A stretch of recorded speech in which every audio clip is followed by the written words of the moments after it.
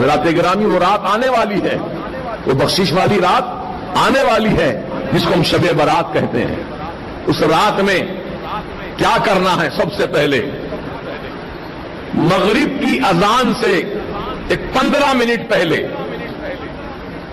جیسے کہ 40-42 پر اذان ہو رہی ہے، تو آپ 5:25 پر بیٹھ جائیے ہاتھ میں تسبیح لے کر، اور 100 مرتبہ درود پاک پڑھیے، اور 40 مرتبہ لا حول ولا قوت الا باللہ العلی العظیم پڑھیے۔ تو اس عمل سے اللہ پاک 80 سال کے گناہوں کو معاف فرما دیتا ہے۔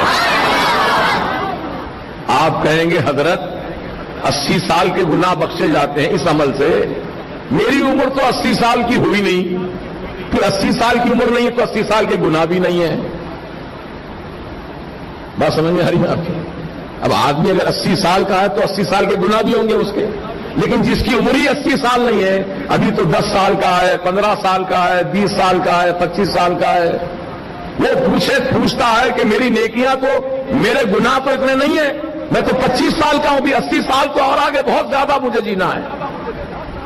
تو اس کے لیے بشارت یہ دی گئی، اے نوجوان، 25 سال کے جو گناہ تیرے ہوئے وہ تیرے گناہ معاف کر دیے جائیں گے، اور جو سال بچے ہیں 25 کے آگے جو سال بچے ہیں وہ تیرے ماں باپ کے گناہ بخشے جائیں گے۔ سبحان اللہ، یہ ہے اس عمل کی برکت۔ تو آپ یاد رکھیں گے، بھول جائیں گے۔ کب پڑھنا ہے یہ؟ مغرب کی نماز سے پہلے، اذان سے پہلے۔ پھر اس کے بعد نماز مغرب ادا کیجئے، اور نماز مغرب کے ساتھ ہی موقع ہو تو سورہ یاسین 3 مرتبہ پڑھ لیجئے۔ اگر نہیں کچھ تاخیر سے پڑھنے کا ارادہ ہے تو آپ اپنے گھر جائیے اور غسل کیجئے، شب برات میں غسل کیجئے، بڑا مبارک غسل ہے وہ۔ مغرب کی نماز کے بعد غسل اس طرح کرنا ہے کہ پانی میں 7 عدد بیر کے پتے، کتنے پتے؟ 7 عدد بیر کے پتے پانی میں ڈال کر گرم کرو، ہر ایک آدمی کے 7 پتے۔ ایک آدمی کو غسل کرنا، 7 پتے ڈالے، پانی کو تھوڑا گرم کر لے، پھر اس پانی سے غسل کرے۔